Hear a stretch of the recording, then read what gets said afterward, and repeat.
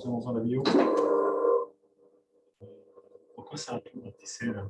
C'est la résolution qui s'adapte à... qui s'adapte, mais du temps s'adapter. C'est comme moi, s'il veut voir la salle, il faut filmer la salle. C'est pas plus sympa. Sinon, il va parler à... C'est plus sympa qu'il voit la salle. Ouais. J'ai pas de problème. Tu vois, la résolution, elle n'a pas encore... Fais pause là, peut-être. From the previous assumption. But we just put it here into the assumption. No? Now, here are the natural assumptions. Just take any bounded subinterval of your time of definition. And then you want to have that here, sort of the measures in space-time are locally bounded, integrating over a compact set. And we have local L2 bounds on the mean curvature in space-time. And we have seen that's the very natural assumption, just by monotonicity of area. So this gives kind of control on the area. And now we want to see we want to have mean curvature flow. We call what is the idea? If you have a smooth mean curvature flow, then if you just integrate against the test function and you differentiate, then you get the first term you get is the derivative of the measure, this mean curvature squared times the test function. Then you have to differentiate the test function in space, and then you get how the points are moving. That's mean curvature. And sure, if it depends the test function explicitly on time, you also need to differentiate in time. Okay, but so what we do now for Brakke flow, you integrate this. This means you would get this equality, this statement here, but with equality here. And that would first think, okay, that's maybe most natural definition for a weak mean curvature flow. And as we have discussed last time, one has to actually put in here an inequality just out of the reason that we'll see today, that if you hope to get any good compactness statements, we have to allow that if you have a sequence of flows, that the limit this L2 integral on the mean curvature jumps down, just because we have only, in some sense, weak convergence of the mean curvature for almost every time. And as we have seen, like if you have weak convergence of functions, let's say with bounded L2 norm, then just by duality, the L2 norm can jump down in the limit, because there can be oscillations, so things can be can oscillate out. Okay, now are there any questions so far with the definition before we continue?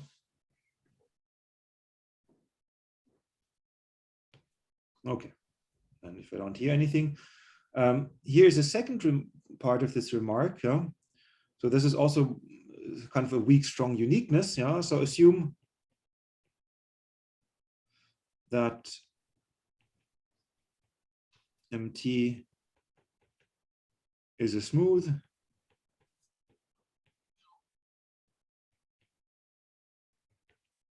family of hypersurfaces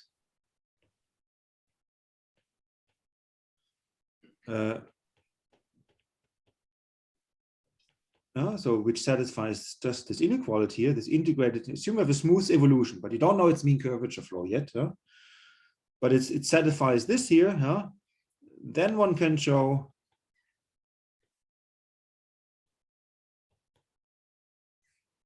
that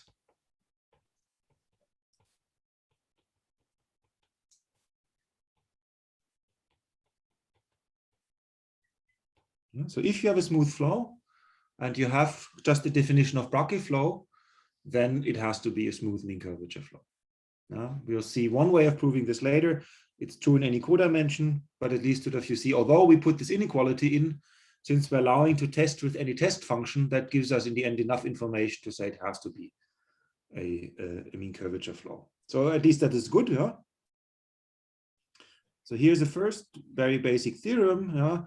What is the most basic thing? We want to prove local area bounds. Okay, so mu t, t in I, and integral. I'll be writing n dimensional because we're restricting to this, but it works in any codimension. Just don't want to write always codimension on Rn plus 1. Then we take the following test function, r squared minus modulus of x squared minus 2nt. And we take the positive part. And if you have to think about it, in some sense, this is a test function which resembles the evolution of a shrinking sphere. If you remember, this was exactly what was inside how the radius changes of an evolving sphere. Yeah? Okay, then if you take phi to the 4, actually phi cubed would also work, just to make it smoother. Yeah, see, this is only Lipschitz here because you take only the positive part, so we have to take a power to make it smooth enough. Yeah, is decreasing in t. So this means we get local area control. See, it's a positive test function. The support will shrink, but this gives us local control. Here's the proof, and the proof is easy, but maybe interesting to see how you do something like this. Just take f is 1/4 phi to the 4th, just to make it a bit nicer. Then the gradient of f in the ambient is phi cubed grad phi. And so what do we get? If you want to compute the divergence along a surface of gradient of f. Now you see the first term is here when the divergence hits this phi cubed, but then this gives just a tangential gradient, 3 phi squared grad tangential phi norm squared plus phi cubed divergence of grad phi. Now look at grad phi. So what is grad phi? This is just minus 2x. And if you check, the divergence of the position vector field is always the dimension. So what do we get here is you can estimate this from below. This is greater or equal minus 2n phi cubed. We drop the first term, and this comes from that term, comes exactly from this part. Okay. Now let's compute the time derivative. Moreover, df by dt is phi cubed, d phi by dt is minus 2n phi cubed. Okay, and you already see these two terms here, they fit together nicely. Now, what you do is now apply the Brakke flow definition.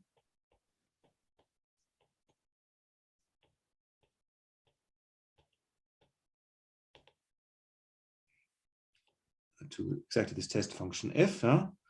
So what do we get? We get integral over f d mu b minus integral f d mu a. We integrate from a to b is less or equal than integral from a to b. Integral minus mean curvature norm squared plus with grad f plus df by dt d mu t dt. Okay, this is just the definition. Okay, so we drop this term. This is a negative term. But you see this term, we can just use the divergence theorem, just integrate by parts. We have no boundary. That was the assumption that for almost every time we have a weak mean curvature, we can integrate by parts. So we get here that this is less or equal, dropping the first term, to minus the divergence of m over grad f plus df by dt d mu t dt, and that's by our computation less or equal than 0. Everyone happy with this? So see, here we use the divergence theorem which we stated last time, remember? So our assumption is we have no singular part, so more or less our varifold for almost every time has no boundary. It's in the definition of so we have a weak mean curvature, so we can use the definition of the weak mean curvature to more or less integrate by parts here, to use the divergence structure of the mean curvature. So, and then we just put in our estimate that's less or equal to 0. And that gives us a local estimate. So this means, you see here, this is a positive test function.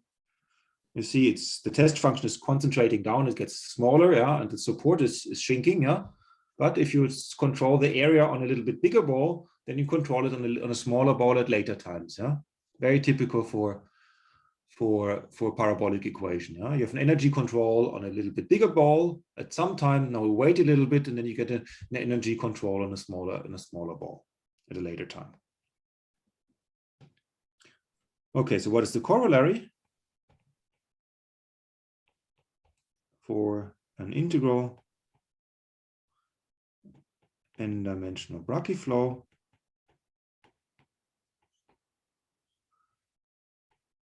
mu t on Rn plus 1 defined on an interval AB. We have a compact set.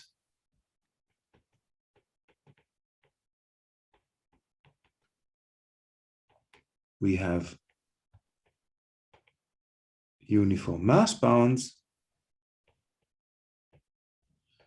i.e.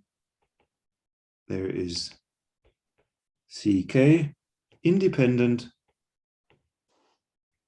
of t, such that, but it depends on this interval AB, yeah, that mu t of k is less than some number Ck is less than infinity for all t in AB. So where does this come from? So see, we had here in the definition, we had here this number 1, yeah. This means if we integrate over this over any compact set, then for almost every time this has to be finite. No, it's a Radon measure. Yeah. Or it's just a Radon measure. It has to be a Radon measure, but we can just now more or less what we do, you enlarge the set K a little bit, just make it a little bit bigger and take many slices in time very close to each other, make it a bit bigger, use the shrinking test function, and then you get a control on a smaller set, but where you have filled in the gaps in time. So that we can take a set, we cover it with a lot of balls, we go a little bit forward in time, we get a little bit smaller set, which we still cover, but we get full control out of just that time. And now we just need to take finitely many time slices where we assume control, and then we get uniform control for all times. Yeah, there is some control, so this is a natural thing that you get this for Brakke flows. Yeah. Okay, now here's the next important thing.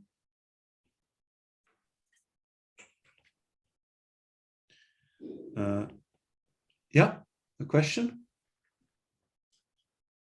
Okay.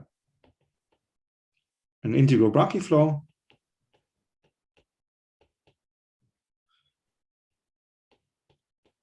satisfies for a compact set compactly contained, or set compactly contained in Rn plus 1, that you get mean curvature squared bounds. Yeah.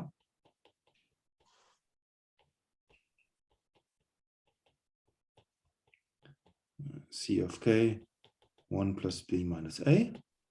Okay, well, this is not exactly the same C as before, huh? Let's call it C prime here, yeah. And we'll see later how this looks like. Here's the proof. Huh? Okay, now you take a test function in C2C, n plus 1. You assume it's non-negative, time independent.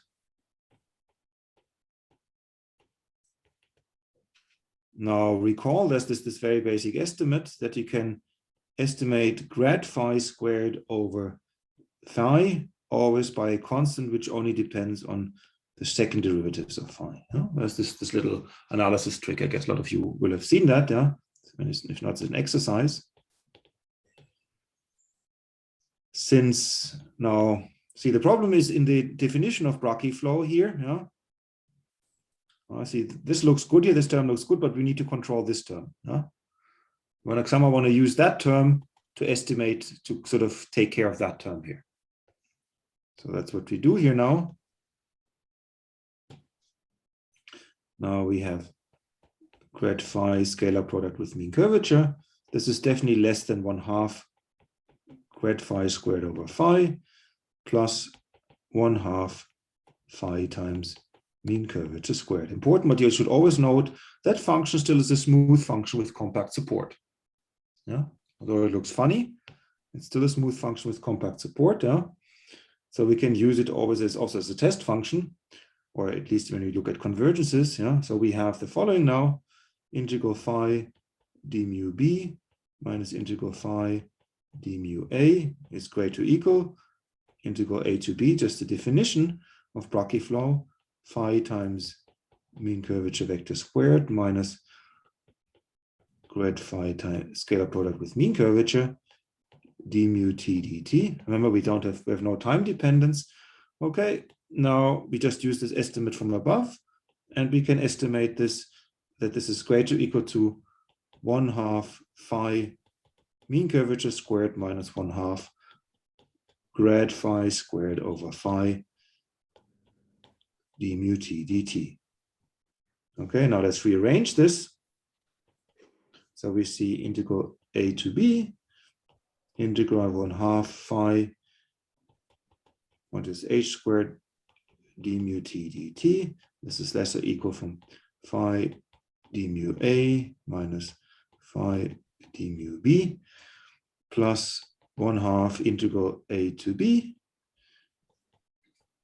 grad phi squared over phi d mu t dt is less than phi d mu a minus phi d mu b plus, okay, now here's this constant which just depends on phi, yeah? This was exactly that constant from here, yeah?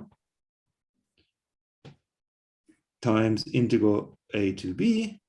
Now you integrate now just over the characteristic function of the support of phi. Just make it as an estimate from above, yeah? Okay, so this is then we can write this as this is some constant c of phi times c of k times 1 plus b minus a, where we have assumed that phi has support in k. Okay, and we see that gives this nice estimate. So don't you mean that phi is equal to 1 in k or something? No, we just choose this in that way. Okay, yeah. Because if it's sort of if the support is, it should be the other way around, right? Yeah, just choose phi in the right way. Okay. Yeah. Now phi is not 1 in k. You have to take k a little bit bigger, and then you have to take this ck prime a tiny, like twice of k or something like this. Yeah. Yeah, you enlarge k a little bit. See. I mean, you in the statement of the theorem, you want an estimate for the integral over k, right? So you. Yeah, but this is not the same. You see, this is a different concept. This is not the same k. Okay. Yeah, it's not the same. You can always adjust it in that way. Right. So you take the support of the test function bigger than the support of the domain in the theorem. Yeah. So where the function is 1, that sort of you take k where the function is 1, yeah, and then you just make a cutoff. Yeah. Yeah. Right. Yeah, you're right. Okay. Now here is another theorem which is sort of important here. There's kind of a local monotonicity of area also in the measure sense, yeah? Or like an upper semi-continuity, an integral n-dimensional Brakke flow satisfies the following. That won't be so important in the end, but it's a good statement. And then you'll see that as the technique we use is actually will be what we will need later. Yeah? That if you take limit, if you go from smaller times to over mu t, yeah? Sorry, mu tau here, that this is bigger or equal than mu t. This is greater or equal to, if you come from positive times down to t, from bigger times down to t, mu tau, i.e. What we want to have here, just let's spell this out for a test function.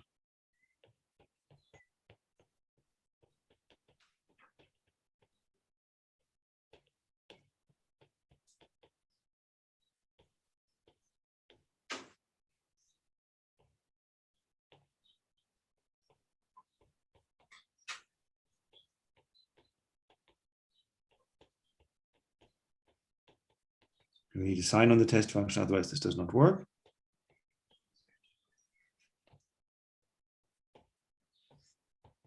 Okay, let's do a proof here. So the statement in the end is we don't need that so much. We won't need it, but more or less the way of proving is what the important thing later is. Yeah. Assume first that phi, so we assume a bit more regular C2C.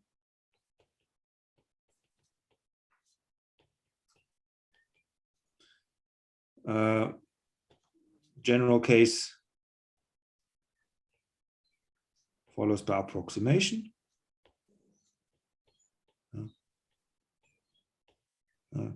So if a test function which is only C0C, we can just mollify it a little bit and use the mollified one instead. Yeah? Then, okay, just the statement again. Phi d mu d minus phi d mu c is less than integral c to d minus phi times h squared plus h grad phi. Again, this is definition. We are time independent. Okay, now let's just do the thing what we did before. So this is less or equal to c to d 1/2 grad phi squared over phi d mu t dt. So we split this term up how we did before. Now, as we had seen before, we can estimate this by some constant depending on phi, but now this time is correct. Yeah, thank you for reminding me, Mario, but this time is correct. C of phi times this constant c support phi, where k we can now take equal to the support here, times d minus c. Okay, do you agree, Mario? Is this? Yes. This is okay now? No? Yes. Yeah. So the important thing is, this is an important observation. If you look at the following function, this will be one of the main tools here. And if you listen to things what Richard does for Brakke flow, for Ricci flow, for weak Ricci flow, it does exactly the same thing. He has an almost monotone local quantity that gives him the whole control. The same thing here. So this is the corresponding quantity here. D mu t minus, so you call this whole thing, this is C of phi, C support phi times t. This is decreasing in t. So for Ricci flow, this is sort of this kind of local entropy there, what he uses. It's the replacement here. So what does this mean? This means f of t minus is always greater or equal than f of t is greater or equal than f of t plus. Okay. This finishes the proof.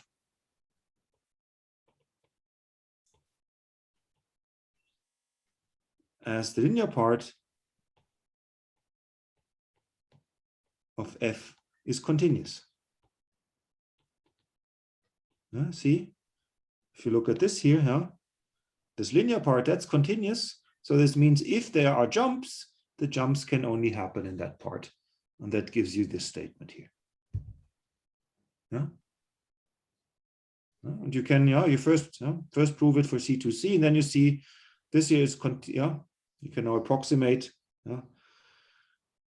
This is a monotone function, and then you can get it for you get this monotonicity for any C2C function. Then you approximate a C2C function, C0 function by C2 function. You still get the same monotonicity.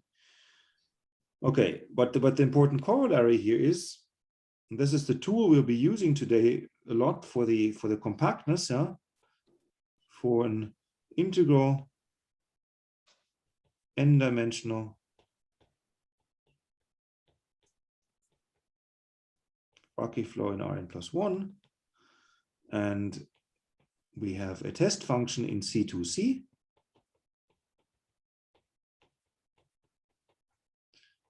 The following map, T maps to phi d mu t minus C of phi C support phi, where this is, so I mean by support, by this is the set K I'm looking at, times T is decreasing in T. Okay? That's what we used. That was the whole tool.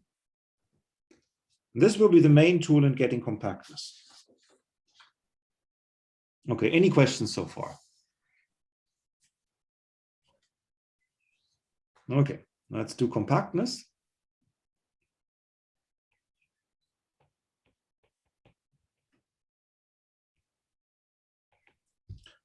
Okay, here's the theorem. And the important thing is to note, think maybe first of smoothing curvature flows, and you realize the assumption is the completely natural assumption. Suppose you have a sequence mu it is a sequence of integral Brakke flows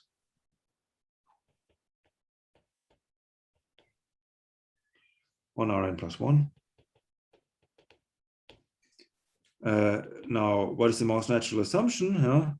That the area bounds are locally uniform. Assume the bounds on area are locally uniform, i.e. what do we want to have? We want to have, if we take the supremum in I, the supremum over T in AB,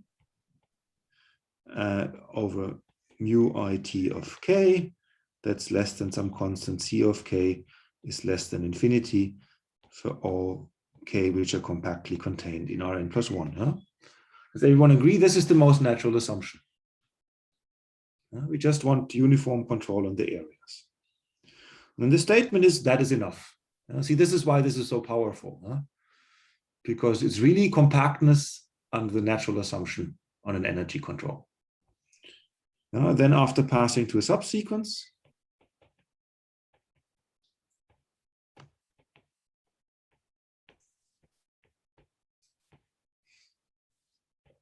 we have that mu IT converges as Radon measures to some limited family of limited Radon measures for all T in AB.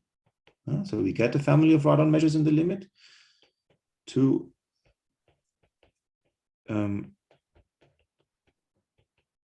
this is an integral Brakke flow.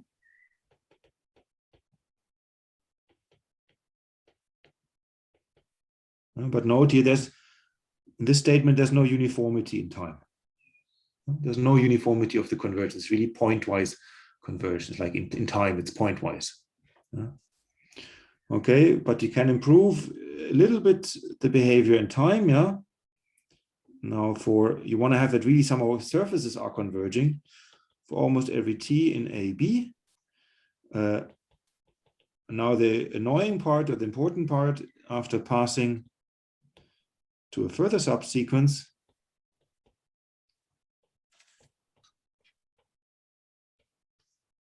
which depends on T,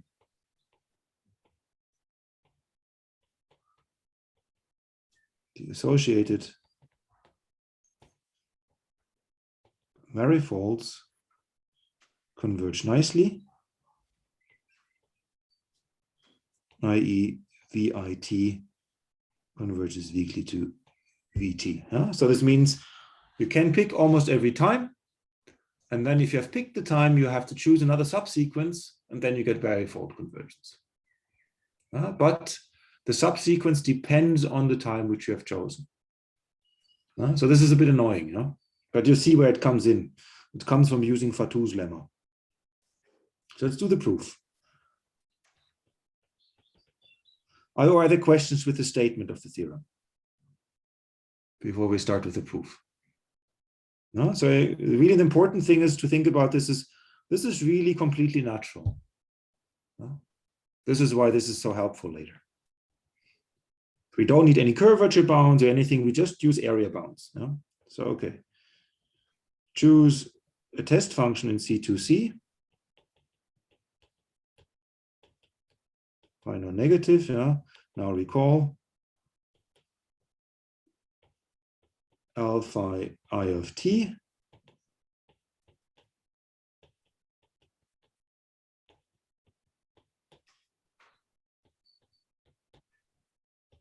look at this function. This is a sequence of uniformly bounded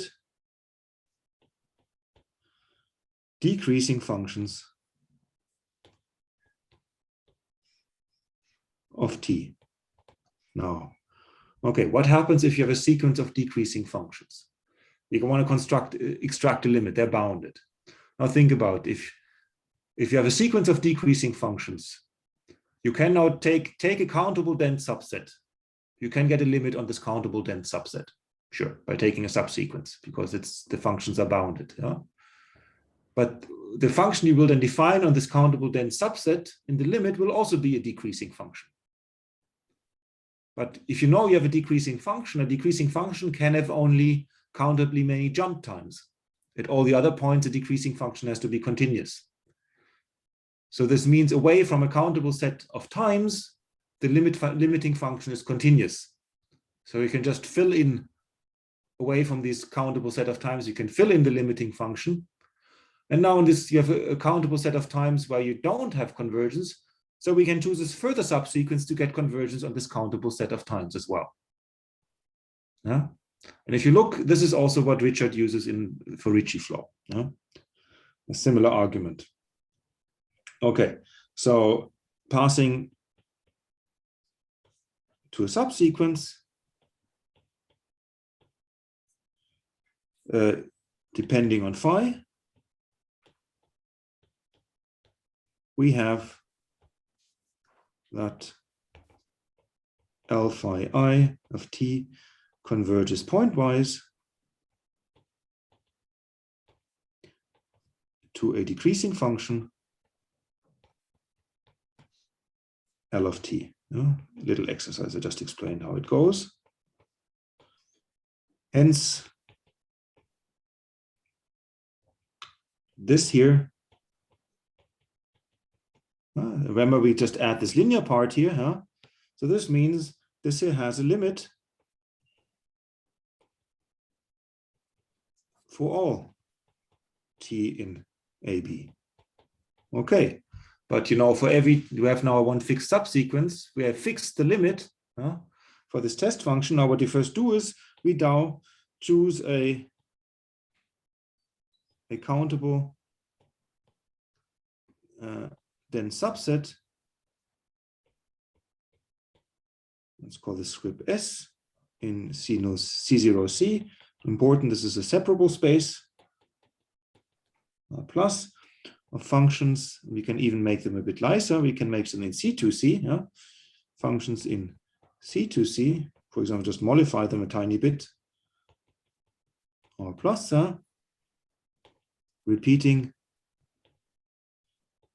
the above process for each phi in S. Then choosing a diagonal subsequence, diagonal subsequence. We see that there is a subsequence in I such that for all phi in S, integral phi d mu it has a limit.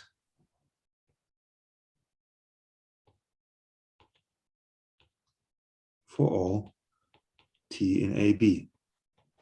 Okay, but remember this set S was a dense subset. And you see this is uniformly continuous here. It just depends on the difference of the test functions. So this means by density, this extends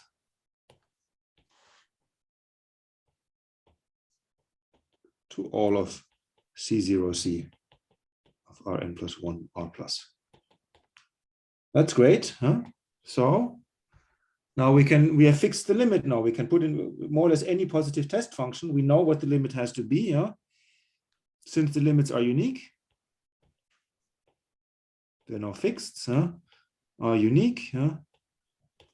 We have that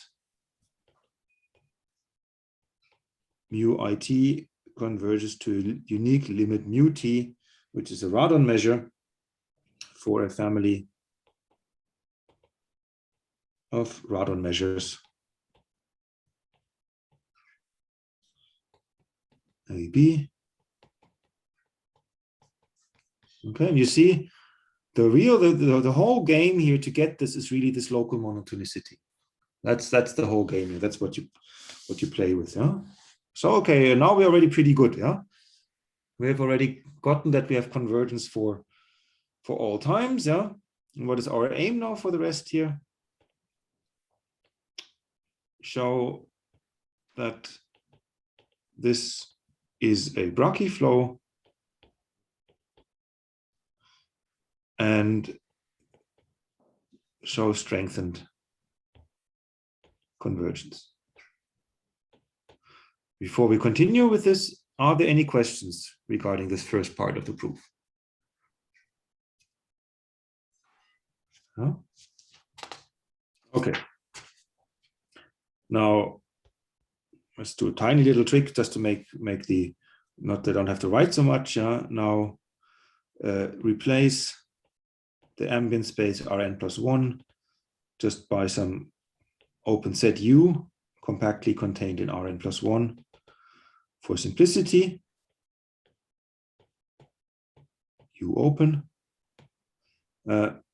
So this means we may assume that we always have finite total measure. We may assume that UIT of U is less or equal than C is less than infinity, independent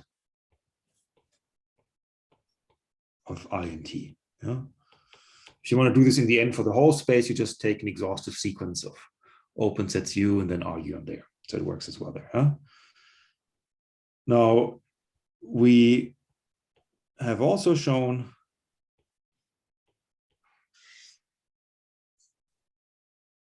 that we can assume that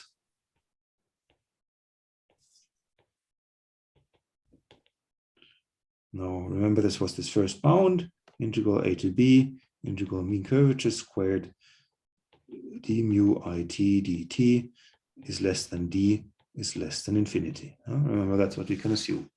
Remember this was this local space-time bound, independent of I, important.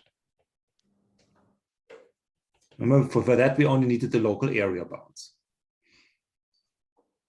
Now take, let's say, take CD contained in AB.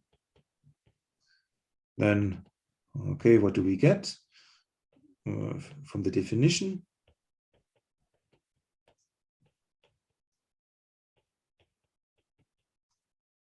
Sorry, D is greater or equal integral C to D. Can we just put the definition in curvature I norm squared minus grad phi in curvature I minus d phi dt d mu it dt. Okay, now let's just rewrite this in a funny way. So let's do this on the next page. So phi d mu ic minus phi d mu I d, now plus epsilon d, plus integral c to d, integral 1 over 2 epsilon. I'm just adding something on the left and right. You see it will be helpful. This is greater or equal than c to d. And curvature squared minus grad phi h plus epsilon hi squared plus 1 over 2 epsilon grad phi squared minus d phi dt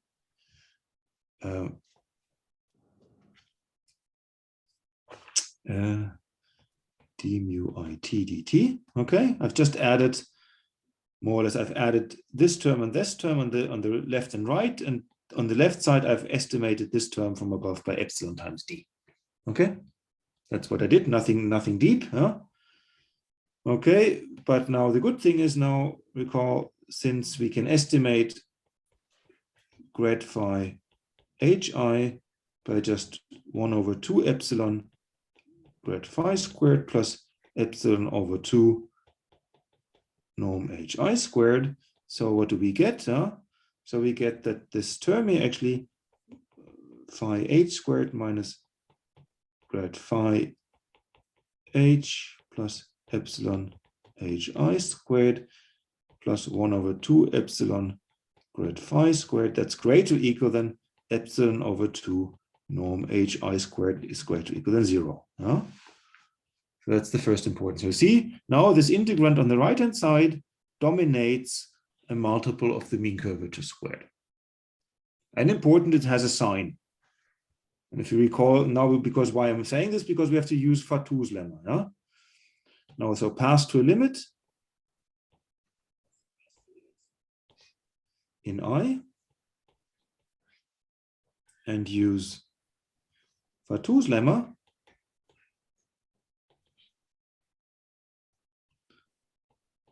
to see that, okay, see, so this term converges, you see this integral converges as well, because we have convergence for f for each fixed time, yeah. So by the dominated convergence theorem, this converges to the limit, yeah? Because the integral in t, this is bounded for each t, yeah? And we have more or less in t pointwise convergence.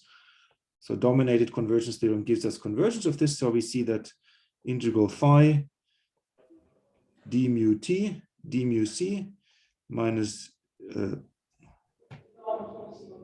phi d mu d plus epsilon times d plus c to d integral over 1 over 2 epsilon grad phi squared d mu t dt. Oh, that's great. That's nicely convergence. That's great. We go, but okay, see, here we don't have convergence.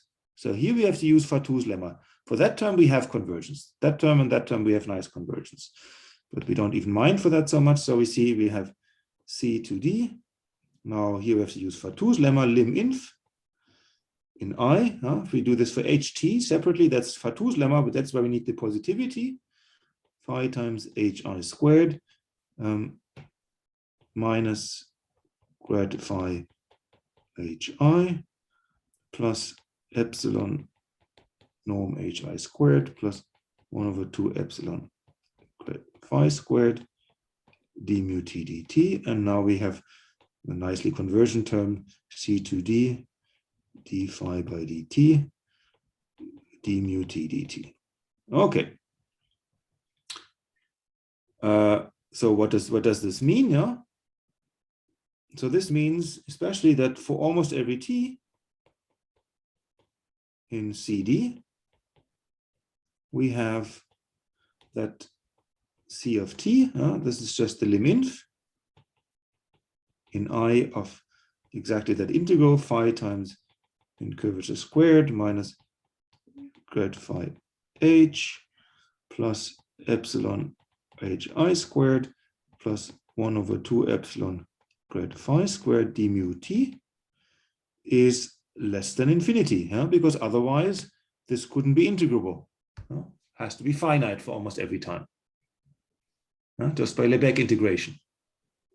So this lim inf has to be finite. Okay, but this is good, because this means for almost every time there's a subsequence that this is finite. We have seen this, it dominates mean curvature squared. So for almost every time we can find at the time a subsequence where integral mean curvature squared is controlled. So pass to a subsequence.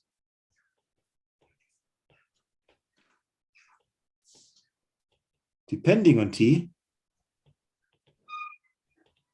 It's important. So this becomes a limit.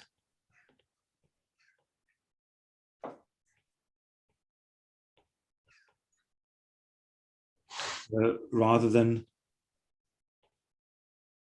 a lim inf. Okay, we can do this. Since the integrand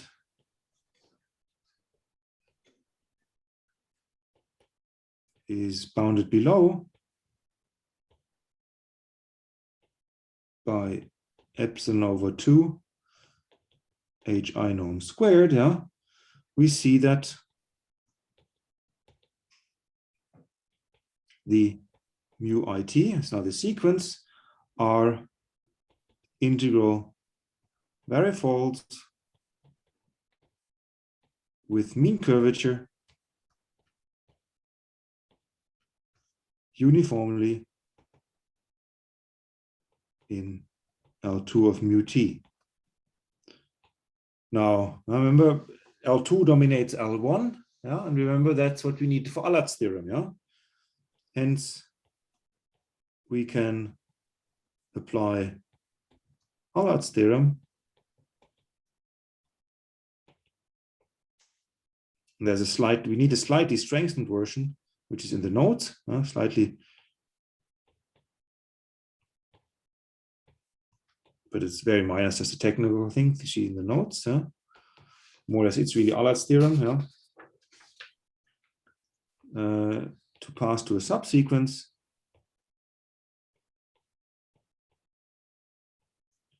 such that VIT converges to a limiting integral varifold, where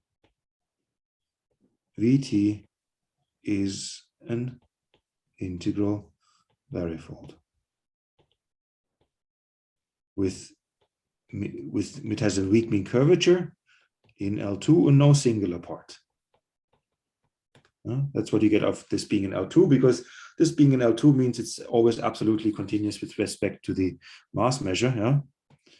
That's what you get out of there. In particular, you can check this in the strength inversion. In particular, we have that HI, if we integrate against any test vector field, d mu I VT, remember then we can integrate by parts, just use the divergence. This converges to HX d mu VT. That's great, for X, the test vector field.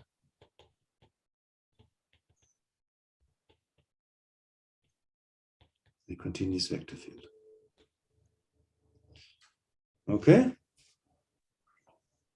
Now here you can ask yourself, okay, is this now, we have chosen a subsequence, here's the little note, for almost every t, V of t is well defined,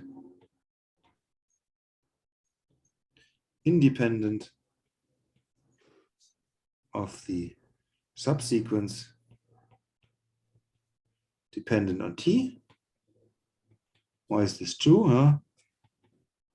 This is because the mass measure, if we have a radon measure which comes from an integral varifold, then that uniquely defines the varifold. This is because an integral varifold, more or less the tangent space is uniquely defined and the multiplicity. Varifold V is uniquely defined by its associated measure mu V. Okay. Now we can return to C of t. Returning to C of t, remember this was this here. Okay. See, in this limit, now we get the convergence of that term.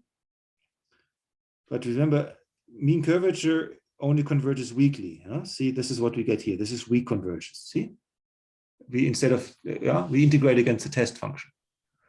So we can just use duality, and duality implies that the L2 norm is lower semi-continuous in the limit. It can jump down. Okay. So this is exactly where we, for compactness, we need this. Returning to C of t, each term converges nicely to what we expect, except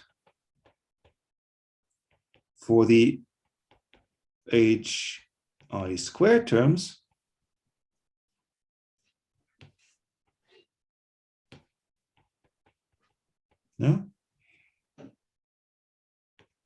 which might drop in general.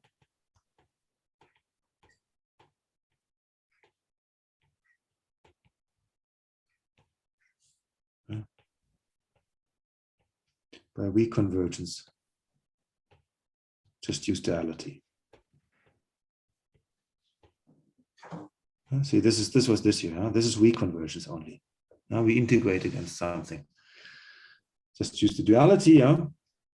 So hence we see that C of t is always greater or equal than integral phi mean curvature squared minus grad phi mean curvature plus epsilon mean curvature squared plus 1 over 2 epsilon grad phi squared d mu t. Now we're in the limit. See, now we have said, okay, we can't extract the limit really, but at least we have this inequality. Now what we do, you just cancel the terms with 1 over 2 epsilon grad phi squared on the left and right. On left-hand side and right-hand side. Yeah? So this, remember that term also appeared on the right-hand side, integrated in time. Yeah? Now we had on the left-hand side, we had epsilon times d, and we have epsilon h, where we just send epsilon to 0. After we cancel these two terms, we'll send epsilon to 0 and we're done. Yeah, and letting epsilon go to 0, we see that mu t is a Brakke flow. Okay, and that's the compactness theorem. Yeah. So, are there questions?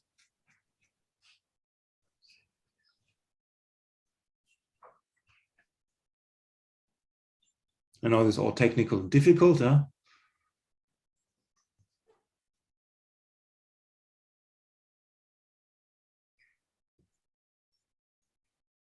Yeah, so the trick is first you use this local monotonicity to get limits as measures, as Radon measures. And then you use this the defining equation for Brakke flow. Yeah? This is what we do here. Yeah? This is the defining equation. We play a bit around. Yeah? So we use this equation here. Yeah? That's what we use. We somehow say, okay, we should get a space-time integral mean curvature squared bound term. Yeah? By kind of doing Peter and Paul with this term. So that's what we do by just sort of playing around, adding the right term, which we then can control. Yeah. And the idea is then to use Fatou's lemma here. That's the trick. Huh? And the trick is then, okay, so you take the limit inferior here. You see this, then we can make sure that this then converges. Yeah? So this jumps down here, this converges, and we're done. And we get the Brakke flow in the limit. And then you see here, if you look at this, if you have this in the limit, this is converging, then you can just cancel these two terms. And then you just let epsilon go to 0 to cancel these two terms. Very nice. And we have the Brakke inequality in the limit.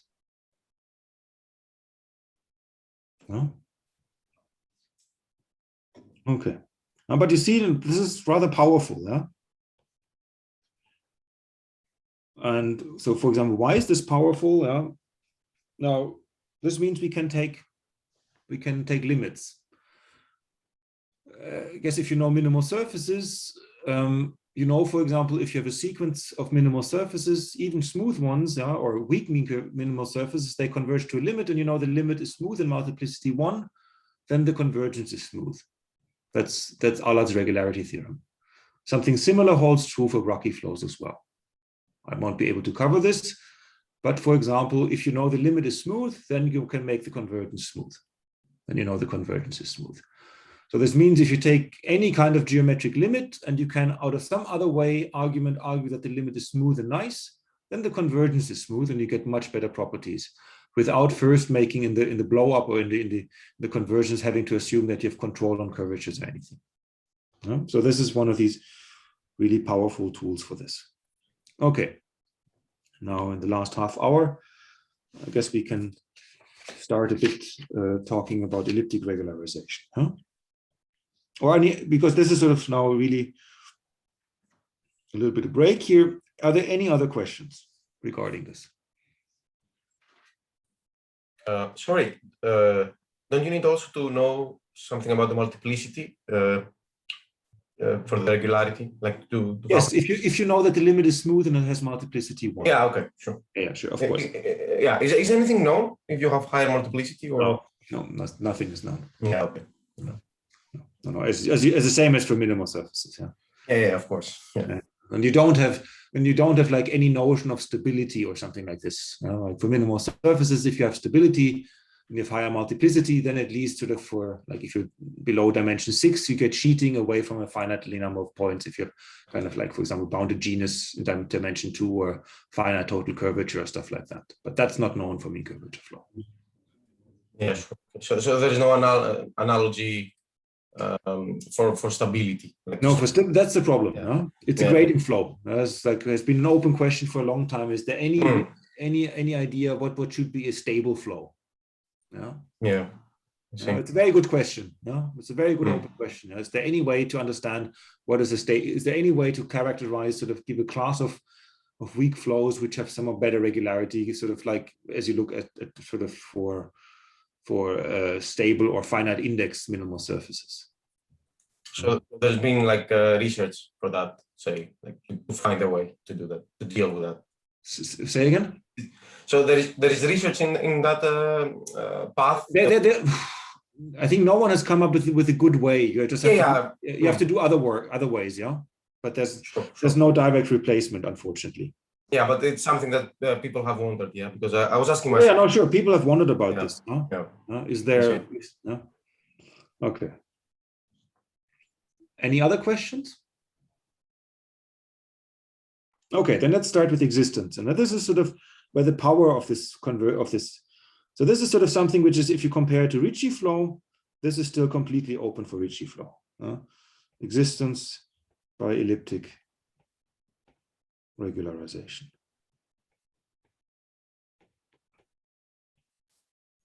Okay. So this goes back to work of Ilmanen in 94. The paper is elliptic regularization and partial regularity for motion by mean curvature. I think it's in the notices of the AMS, if I'm not wrong. Okay, so here, first observation. So our main idea will be, okay, I'll start the setup. It's better to explain then later what the idea is. Let's do the first following thing. Let's Z denote the height function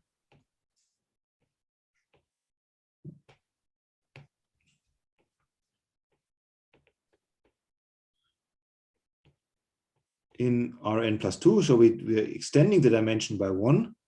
We're taking Rn plus 1 cross R. We're adding an additional dimension, and E, the upward pointing unit vector, in this additional R direction here, okay?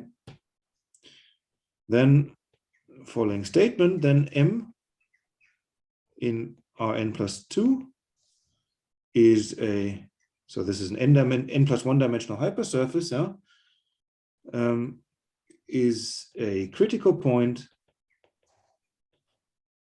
of the following weighted area functional of integral m e to the minus lambda z dA, if and only if t maps to m minus lambda t times e. So you see, solves mean curvature flow.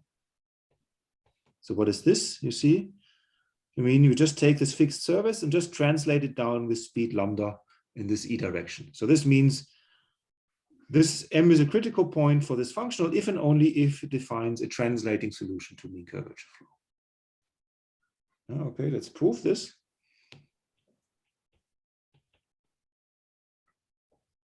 So let S maps to MS be a variation of M with velocity x. So this is the velocity vector field. Then we all know how to do this. Then we compute the first variation, d by ds of ms e to the minus lambda s. dA at s equal to 0 is just mean curvature vector plus grad perp. That's a little exercise, minus lambda z times x e to the minus lambda z dA. And we can rewrite this as minus h minus lambda e perp. Just take the normal gradient times x e to the minus lambda z dA. See, what is the Euler-Lagrange equation? Is exactly that this vanishes, so that the mean curvature vector is equal to minus lambda times e perp. Now, on the other hand,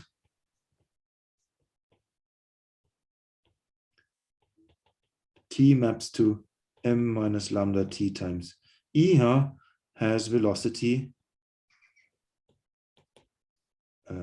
minus lambda e, and thus, remember for mean curvature flow, we only need the normal velocity, and thus normal velocity minus lambda e perp. That has to be the mean curvature. Comparing yields the statement. Okay, we exactly get there. See, this is exactly the defining equation for a translating solution to mean curvature flow, the translator. So what is the setup now? I'll try to explain this now. Okay. Just a quick question. Is this clear to everyone? Why this gives us a translator?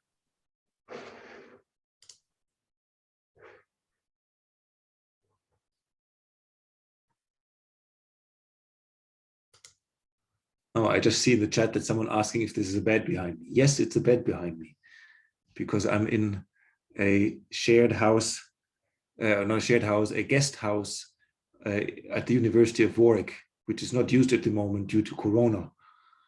And that house has different rooms and also has here this office. But since they usually rent it out to more than only one person, they have put a bed into the office. So I have a bed in my office, okay?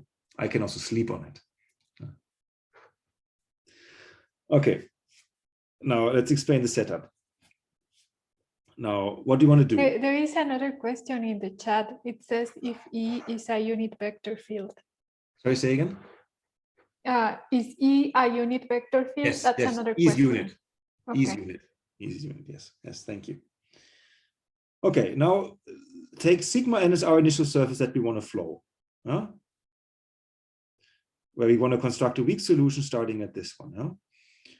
So this is our initial surface. It sits in Rn plus 1, but we want to actually be in Rn plus 2. So we put it in Rn plus 1 times 0 at height 0. And think of this sitting in Rn plus 1 cross R. I'll draw a picture in a moment. Okay, so we put it in the height 0, z equal to 0 slice. Okay, we want to have it closed. Okay, that's natural. And we let, now the interesting thing is, this defines a nice elliptic functional. I can actually prove it's in a conformally deformed metric. This is just an area functional in a conformally deformed metric. So the idea is this is a nice functional which you can minimize. We let m lambda in Rn plus 2 minimize integral e to the minus lambda z dA subject to a boundary subject to dm lambda is equal to sigma. Okay, for yes, you need orientation. So we actually have to assume that sigma is orientable. But if you're in codimension 1 and closed, we are orientable. So to do all this, you have to work actually with currents. I'm not going into currents now, but just for you to know, if you know minimal surfaces, you can find a minimizer here. Okay, you can minimize. There is a minimizer. And I'll show in a moment how they look like. So can show, since these are minimizers now, that these m lambda exist. And in nice situations, i.e., for example, for hypersurfaces,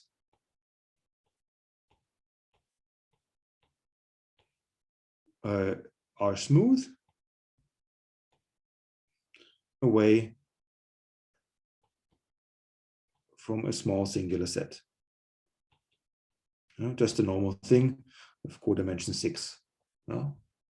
Codimension 6 singular set. So thus we get T maps to m lambda minus lambda TE. We call this here m lambda T is a, say, smooth, very regular mean curvature flow.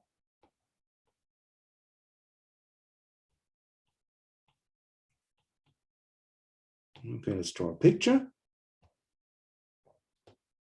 So what is the picture here? So we have down here, we have Rn plus 1. Here we have the additional z direction, this additional r direction. Here we have our initial surface. Let's put this here. This is our initial surface, sigma. Okay. Now, if you look at this functional, you see this weight of the functional here is decreasing as you go up in z. You think of lambda being positive. You see, if you make lambda more and more positive, then it's actually much better to go higher up. You want to span this boundary. We want to span this boundary, but we pay less if we go high up. If we make lambda big, we pay less by first going up and then actually bridging there and going back down. Okay, so what the effect will be is that these minimizers, they always lie in the upper half plane. You can prove this, just by a barrier principle. I don't want to do this. They somehow kind of look like this. And the bigger you make lambda, the higher they get stretched up. And the idea is, as you let lambda go to infinity, so these are then defined translating solutions to mean curvature flow. You can kind of think you have this cylinder here. Here's kind of this cylinder over our initial data. See, so this solid cylinder. So these solutions here define smooth translating solutions in the cylinder over sigma. Or maybe it can even go outside. It's not mean convex, so it can also go outside. Doesn't have to be just so. Okay, but the idea is that I have a question. So you can't float this thing at the boundary, like along sigma. What happens there? The boundary moves. The boundary moves with constant speed. You have to boundary. So you just actually translate that, and in the interior it will be mean curvature flow. I see. Yes. You don't care about the boundary. The boundary you just translates away. You don't see it. I see.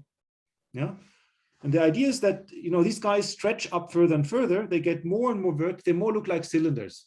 And the idea is, in the end, sort of, if you look at the evolution kind of here, you nearly don't see the translation anymore, but you only see kind of a normal evolution. And the evolution in this direction is nearly the evolution here of these level sets down here. So the idea will be to take a limit of these translating solutions and in the end get a Brakke flow which is invariant in this z direction. So we get a limiting Brakke flow which has a translation invariance, and that we can then slice in this direction and get a solution which actually starts from here. So we add this one extra dimension artificially to get smooth solutions, and then we use this to construct a smooth approximation to something weak in the end. So what is the setup here? What is the goal? So here's the goal. Send lambda to infinity. That's the idea. We let them translate. So as you do this, these start translating faster and faster. At the same time, they stretch up higher and higher. And show that m lambda t, and now t, take for example in R plus, because a translated solution, they're defined for all times. They converge to a limit Brakke flow mu t,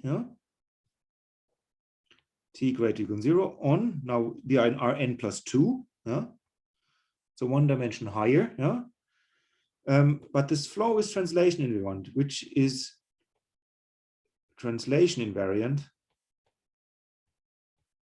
i.e. what do we want to have? We want to prove that mu t is actually sigma t cross r for sigma t, an n-dimensional Brakke flow in Rn plus 1.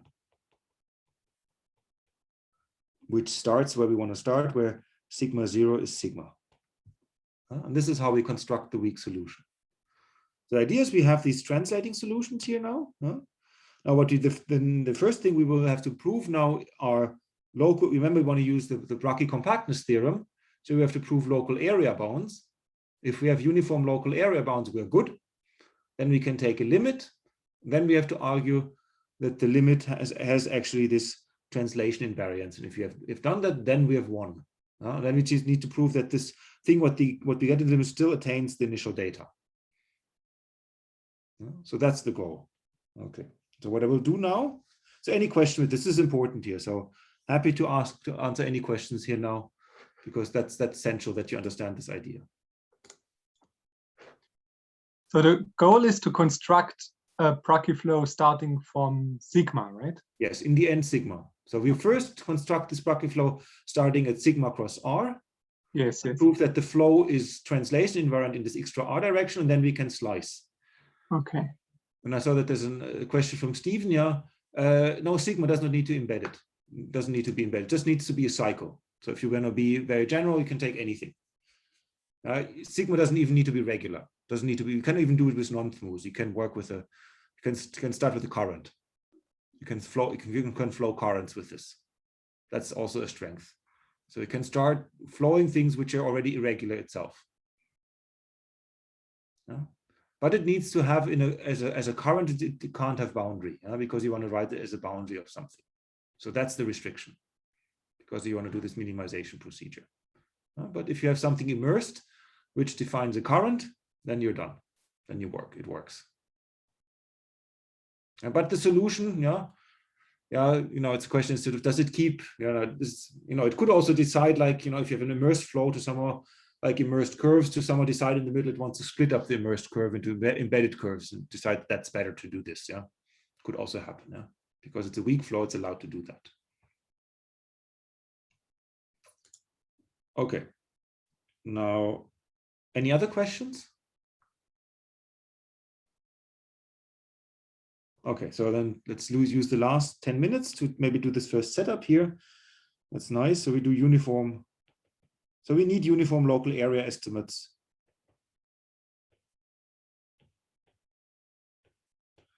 Now, otherwise, we can't use the Brakke compactness.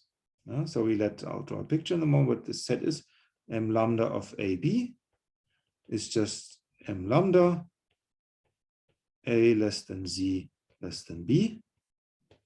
And S lambda of C0 is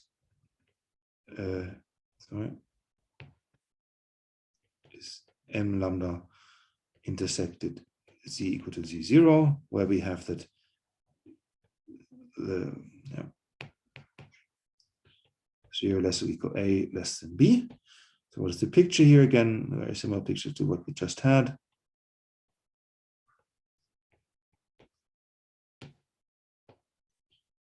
Sigma 0. Now here you have your, okay, and so here now, maybe different color, orange. Okay, here is B, here is A. So the shaded region will be M lambda AB, and this here is S lambda of B, and this is S lambda of A, and here in green, this is M lambda. Okay, everyone happy with the picture? And okay, now what we also take new is upward pointing unit normal vector to dm lambda AB, the boundary in m lambda AB. So we blue here. So this is then here new. It's tangent to m lambda, but normal to this boundary, to S lambda. Okay, now here's the computation. It's very easy. So 0 is okay. We go m lambda AB. Now we take the divergence over m lambda of just the constant vector field E. The divergence of that is 0. The ambient derivative is 0. Fine, that's good. But now we can use the definition of the weak mean curvature. M lambda AB. So you get here minus mean curvature scalar product with E. Now we get the two boundary terms, yeah, from the more or less the Gauss theorem, yeah. E dot nu minus now we don't get the same sign because we always took it upwards pointing a E dot nu. Okay. So what is this? Now we just put in the definition, since this solves the translator equation. This is lambda times E perp norm squared plus S lambda of B, E tangential norm minus S lambda of A, E tangential norm. Yeah, it's also fine. Yeah. So what do we get from here? So this is this important thing. Yeah, that lambda times E perp squared over M lambda AB plus S lambda of B E tangential is equal to S lambda of A E tangential, just reordering. But you see, this is a positive term. So what does this mean? This means that Z maps to integral S lambda of Z of E tangential is decreasing. Okay. See, that fits kind of the picture. If we go up here, at some point it will sort of curve inwards, and sure, then the tangential part of E will get smaller as you integrate over these level sets, so that you can hope maybe that's a decreasing function, or at least some kind of control. But even get decreasing, now we can estimate that the area of M lambda AB, okay, what is it? M lambda AB, this is E perp squared plus E tangential squared, so it's just 1, yeah. Now we use exactly that formula here. Now we can estimate this from above by 1 over lambda E tangential integral over S lambda of 0. Okay, it's fine now. See, but just because of that formula here. That's this part here. Sorry. This part, see, that's this here. Plus M lambda of AB, and we just keep E tangential squared. Okay, now what is this? This is 1 over lambda S lambda of 0 E tangential. But now you see here, what is E tangential? You see E is the ambient derivative of the Z coordinate, and E tangential is the norm of the tangential gradient. And if you remember the core area formula, you can use the core area formula to rewrite that term, and to rewrite this as integral from Z equal to A up to Z equal to B of integral S lambda of Z. But now you lose here one power, E tangential dZ. Okay, so be really precise here. You should put the right measure in here just to say this is the one-dimensional lower. So this is n plus 1, this is n-dimensional dz, okay? Now, okay, but this we can estimate now. This is less or equal than lambda inverse plus b minus a. And now remember, this was a monotone function here, times s lambda of 0 e tangential, which is less or equal to lambda inverse plus b minus a area of sigma. Which is great, yeah. See already, this is sort of like, in some sense, it resembles already mean curvature flow. Because you see, more or less the area of your initial surface controls the areas at later times. Because you think like going up on this translator is controlling the area on later times. Yeah. Okay, but what does this mean? This means like in any finite slab here, yeah, we have, see, this is just controlled by sigma. So independent of, if you make lambda big, that goes to 0. So we have uniform control independent of lambda. This means for the whole Brakke flow, for this whole flows here, yeah? So these flows, which this m lambda t, they have locally uniformly bounded areas. We just have them controlled in these slabs. So what do we know now? So what do we do next time? What we're able to do, we can use compactness. We get a limiting Brakke flow. Now what do we want to show? We want to show then that this translation invariant.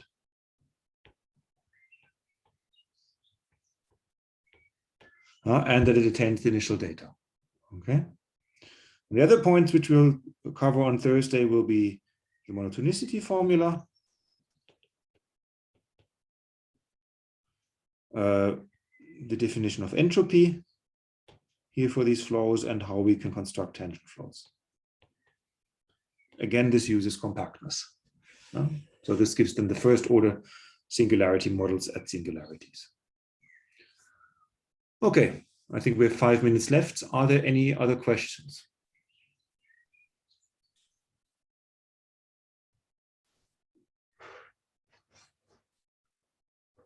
Something in the chat?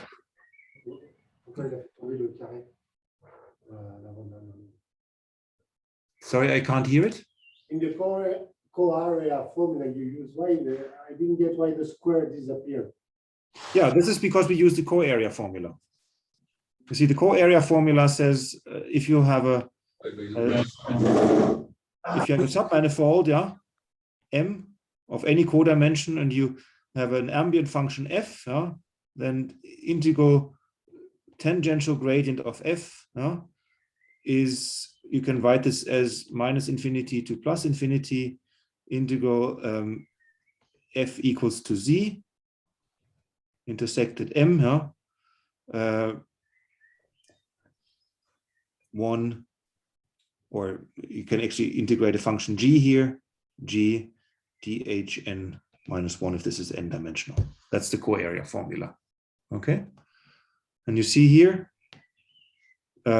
E tangential is exactly the tangential gradient of the z coordinate. So we lose one square here, and then we can use the co-area formula in this form. And g is exactly the second factor here. Does that help? Yes. I forgot the gradient. Yeah.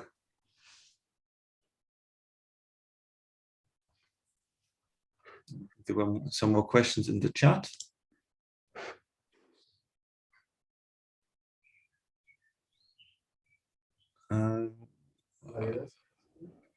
What is F is E scalar product on M? That's not really clear to me.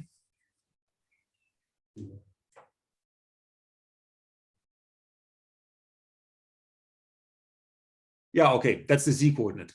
That's F here. Yeah, that's just the Z coordinate. E scalar product is just the Z coordinate. Exactly, that's right. Yeah.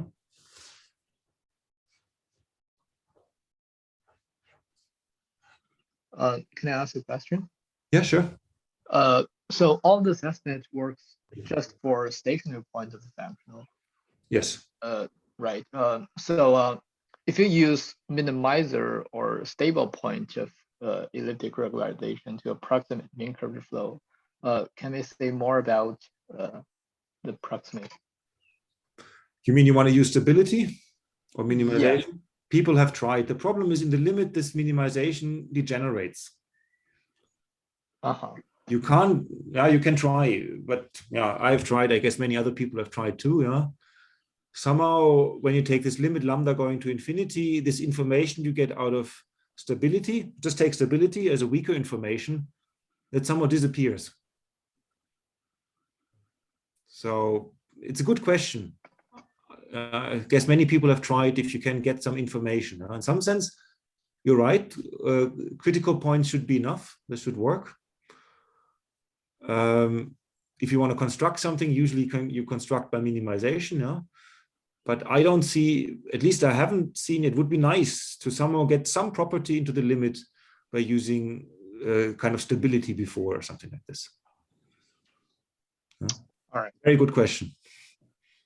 And another question is, So can we see directly from the elliptic regularization the singularity behavior of mean curvature flows, like its tangent flow or other limit flow? Not really. I haven't really seen that.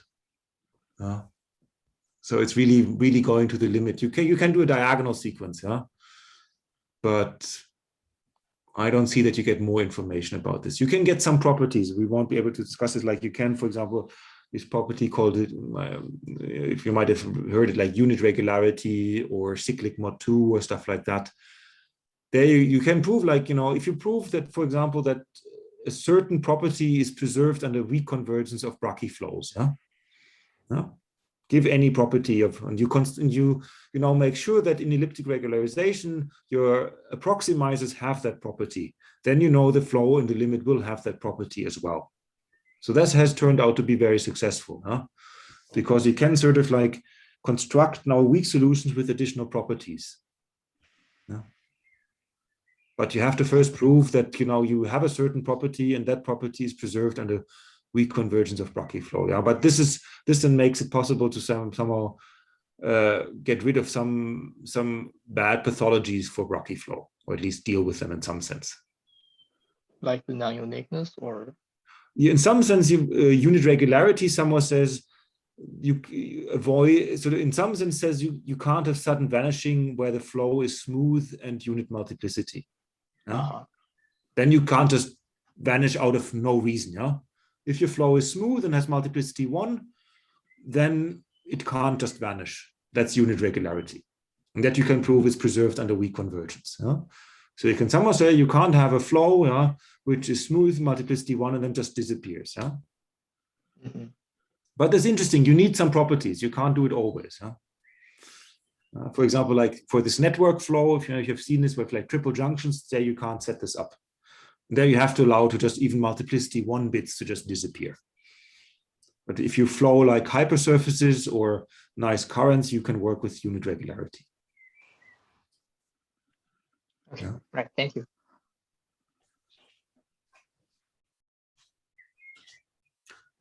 Any other questions?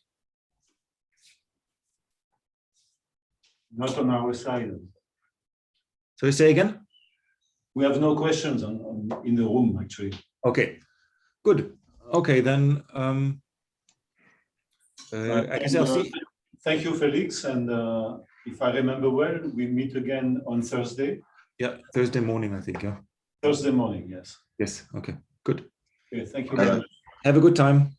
Can you maybe share the Dropbox link again to the? Yeah, I can. Notes? I think I was a little bit late and missed it. Oh, it doesn't appear then? Okay, I'm sorry. I'll share it again. Okay, here it is.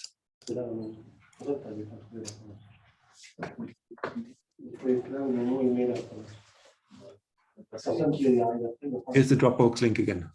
Thanks.